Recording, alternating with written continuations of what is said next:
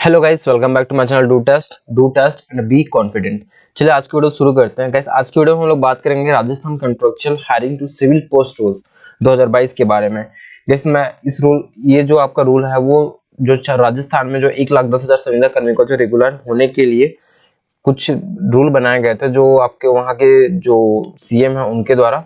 तो उस रूल के बारे में जानेंगे और साथ ही मैंने इसका जो छत्तीसगढ़ संविदा अधिनियम 2012 है इसका वीडियो पहले ही बना चुका हूं। मैं इसका लिंक डिस्क्रिप्शन पे दे दूंगा, आप वहां से जाके इसको देख सकते हैं कि आपका जो रूल्स जो संविदा अधिनियम 2012 क्या कहता है और आपकी जो अवकाश की पात्रता क्या होगी और आपका जो नियुक्ति अवधि किस तरीके से कितने साल के लिए होगा।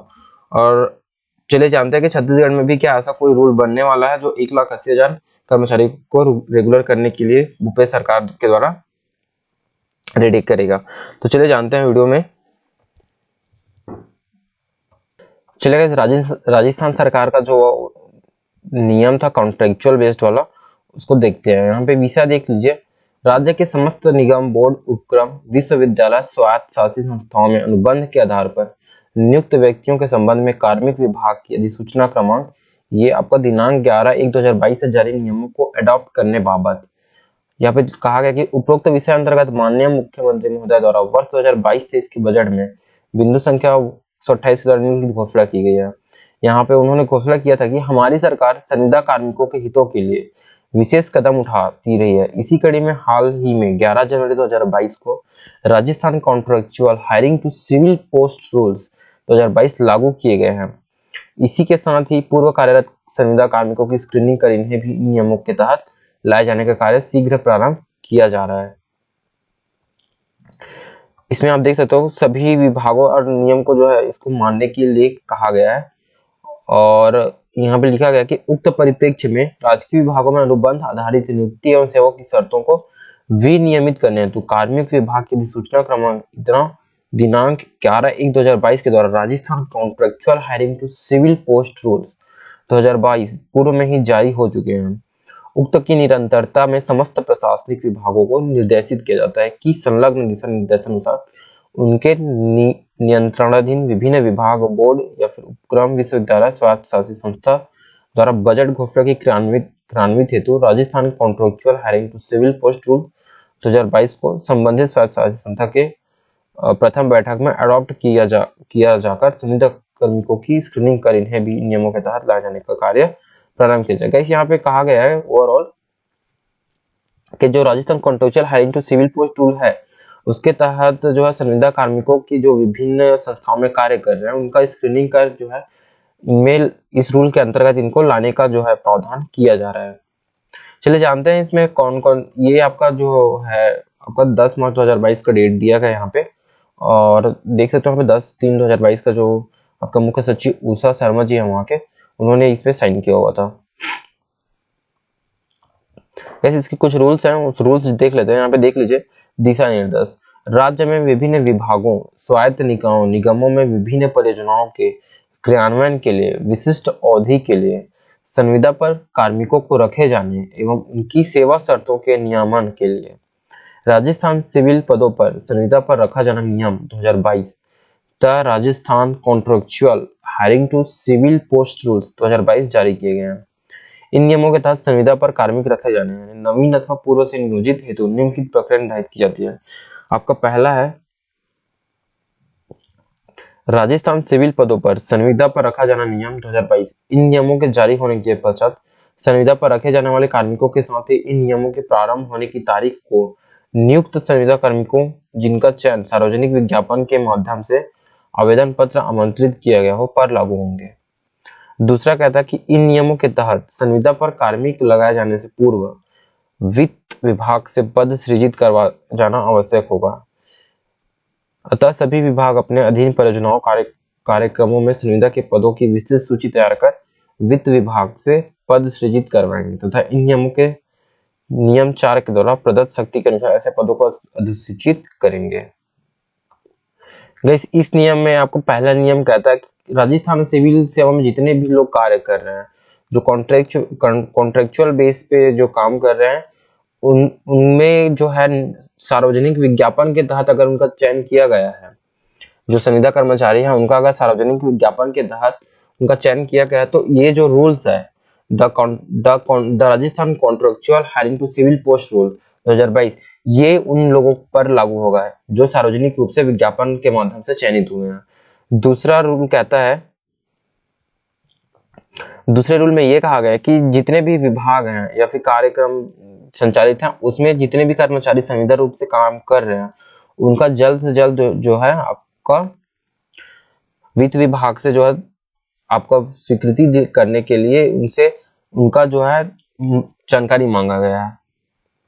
तीसरा नियम कहता है विभिन्न विभागों में बड़ी संख्या में संविदात्मक पद पहले से सृजित हैं। इन पदों को इन नियमों के दायरे में लाने के लिए, यानी जितने भी विभाग हैं संविदात्मक पद वहां पहले से सृजित है, इन पदों को जो है द राजस्थान कॉन्ट्रेक्चुअल हायरिंग 2022 के अंतर्गत लाने के लिए जो है पुनः वित्त विभाग से अनुमति लेकर इन पदों को नियम 4 के तहत अधिसूचित किया जाएगा और नियम 4 के तहत पद अधिसूचित करने के समय पद की अवधि का उल्लेख किया जाएगा। उक्त अवधि के पश्चात पद की आवश्यकता रहने पर वित्त विभाग से पद की अवधि बढ़ाते हुए पुनः अधिसूचित किया जाएगा।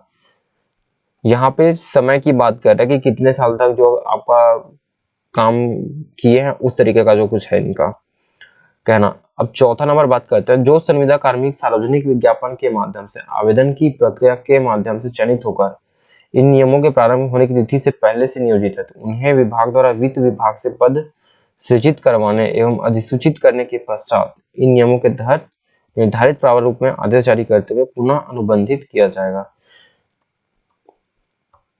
गाइस, आपका जो रूल नंबर 4 कहता है जितने भी संविदा कार्मिक जो है सार्वजनिक विज्ञापन के माध्यम से ये रूल लागू होने से पहले ही चयनित हो गए हैं, उन्हें जो है वित्त विभाग से जैसे ही आपका सृजित हो जाता है अधिसूचना, उसके पश्चात जो है इन लोगों को वापस से जो है एक अलग से निर्धारित प्रारूप में आदेश जारी करके अनुबंधित किया जाएगा।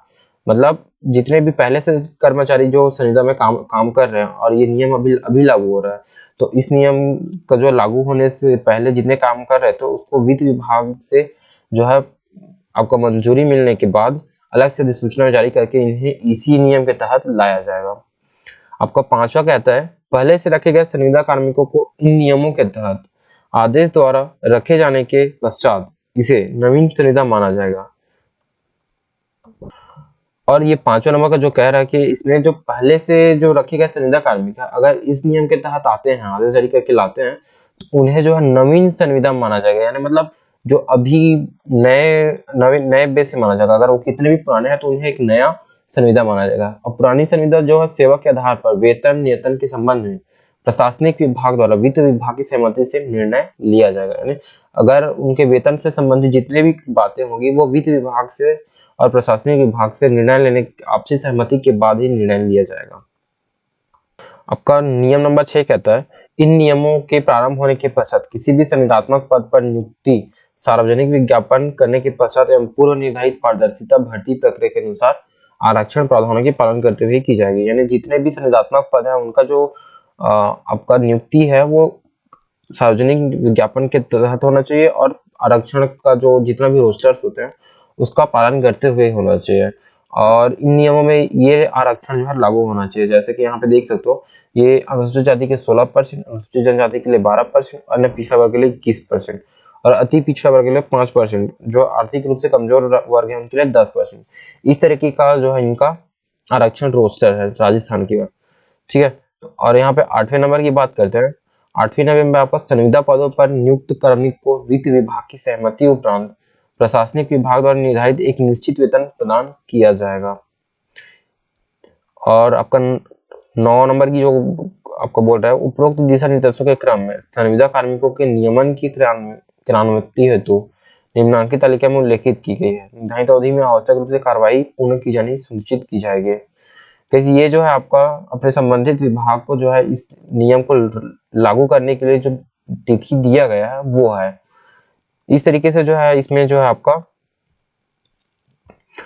राजस्थान का जो आपका contractual hiring to civil post rule 2022 है ये इस क्राइटेरिया में आता है। इसमें जो है ये सारी चीजें बताई गई है कि किस तरीके से जो है आपका Rajasthan contractual hiring to civil post rule 2022 के अंतर्गत ये लोग आएंगे।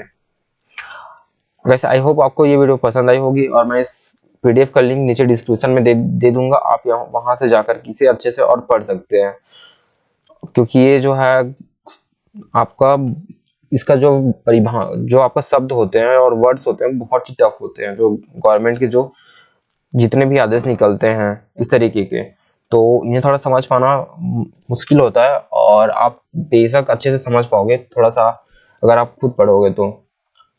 मिलते हैं नेक्स्ट वीडियो में। जय हिंद।